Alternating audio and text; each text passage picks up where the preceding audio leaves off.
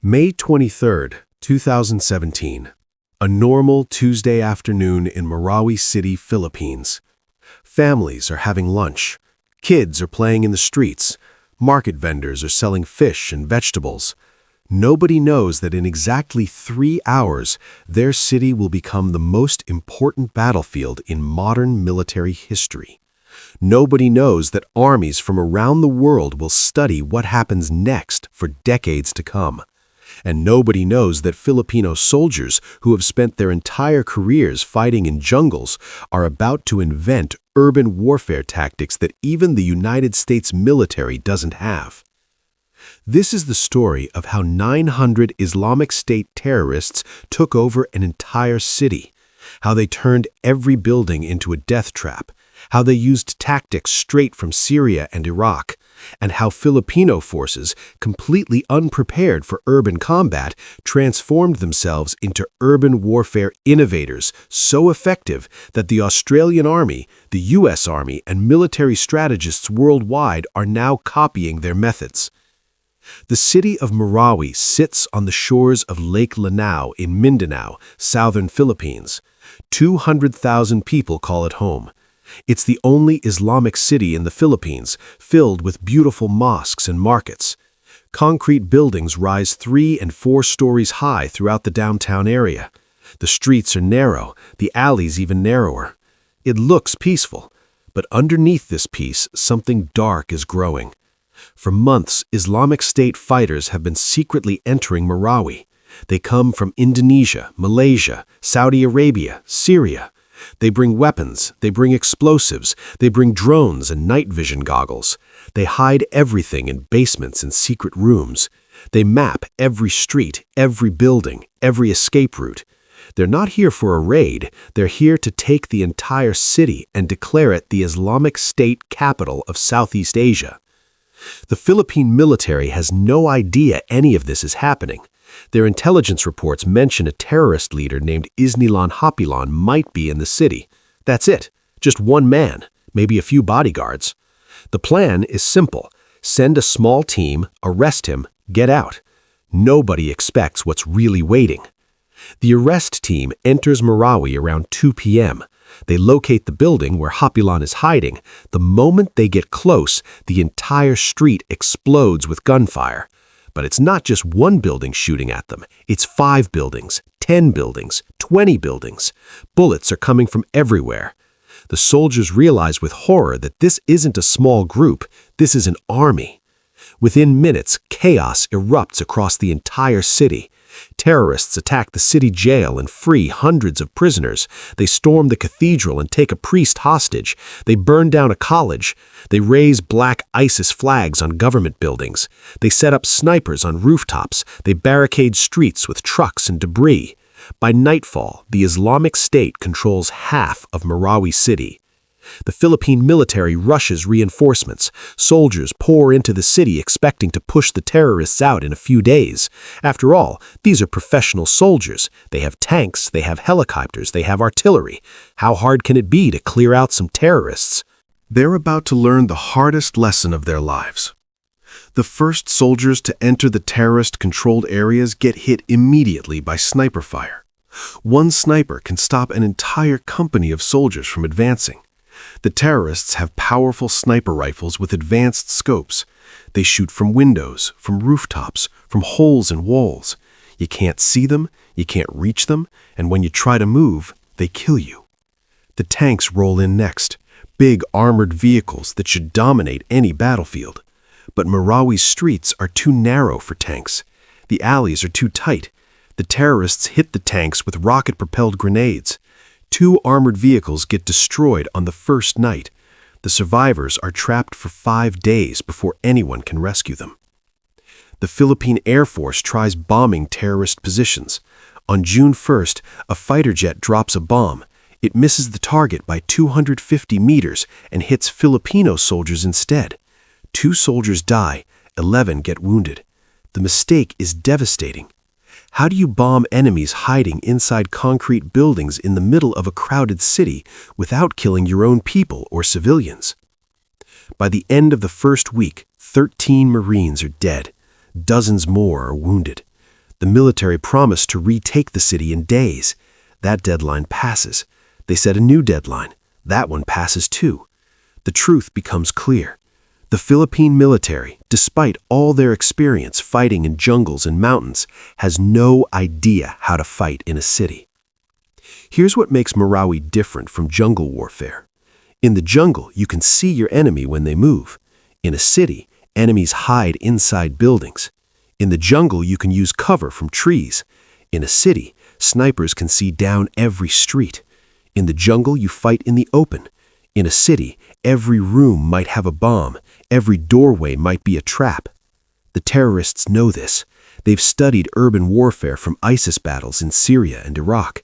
They dig tunnels between buildings so they can move without being seen. They cut small holes in walls to shoot through while staying protected. They rig entire buildings with explosives. When soldiers enter, the whole building blows up. They use drones to watch every move the Filipino soldiers make. They dress like civilians so you can't tell who's a terrorist and who's a trapped resident. The Filipino commanders face an impossible situation. They're jungle fighters trying to learn urban warfare while people are shooting at them. Their equipment is wrong for the mission. Their tactics don't work. Their soldiers are dying. The city is being destroyed. Civilians are trapped. The whole world is watching, and they're losing. This is where the story gets interesting, because the Filipino military doesn't give up. They don't call for help. They don't wait for foreign advisors to teach them what to do. Instead, they start adapting. They start innovating. They start inventing new tactics right there on the battlefield. The first major innovation is the SLICE method. It stands for strategize, locate, isolate, constrict, and eliminate. Before attacking any building, Filipino commanders now make detailed plans. They study the building. They rehearse the attack. They position forces around it so terrorists can't escape. They bring in artillery, bulldozers, snipers, and air support.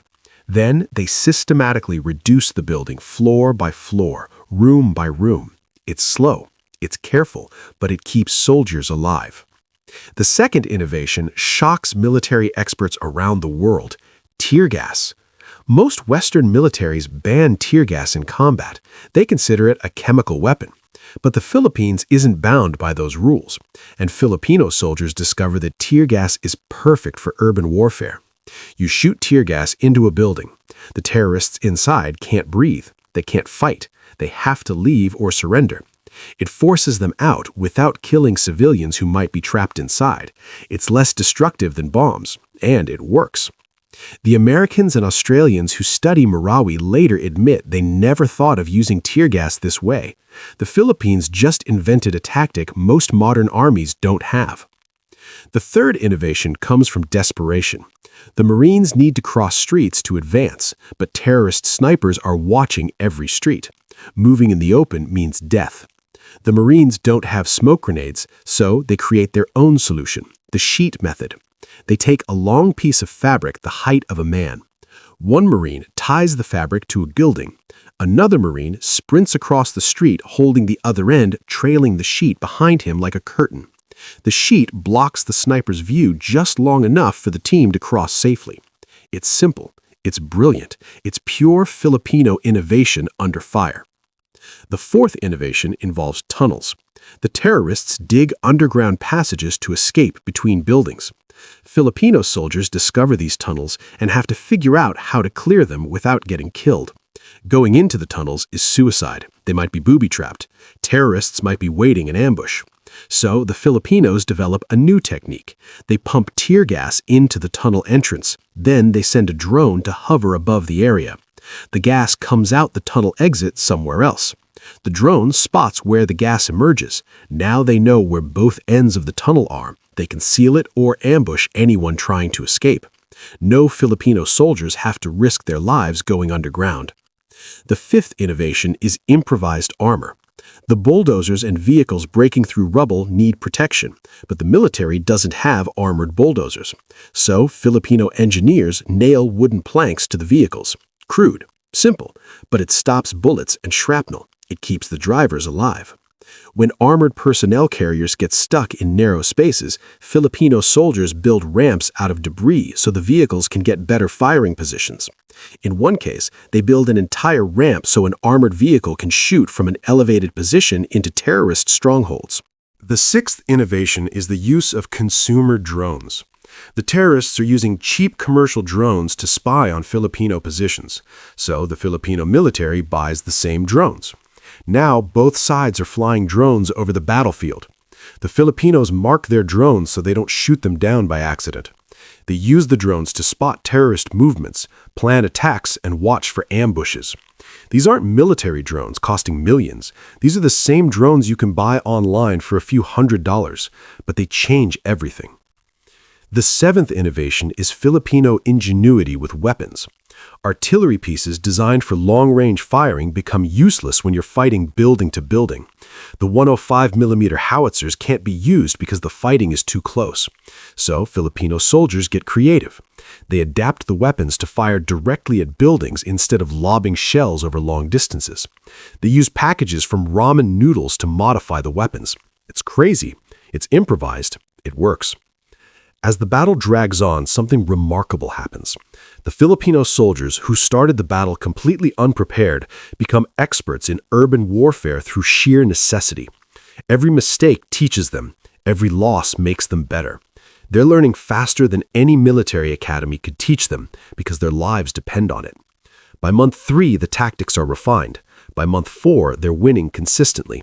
By month 5, they've pushed the terrorists into a small pocket of the city.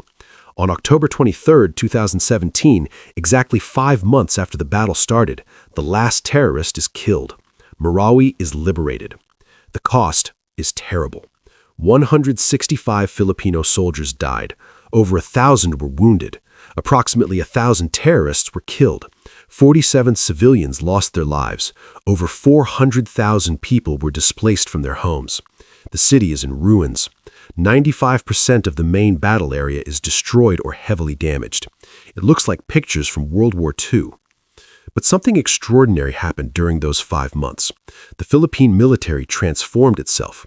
They went from jungle fighters with no urban warfare experience to innovators teaching new tactics to armies around the world. The Australian Army sends teams to study what happened. They publish detailed reports on the lessons from Marawi. They change their own training based on Filipino innovations.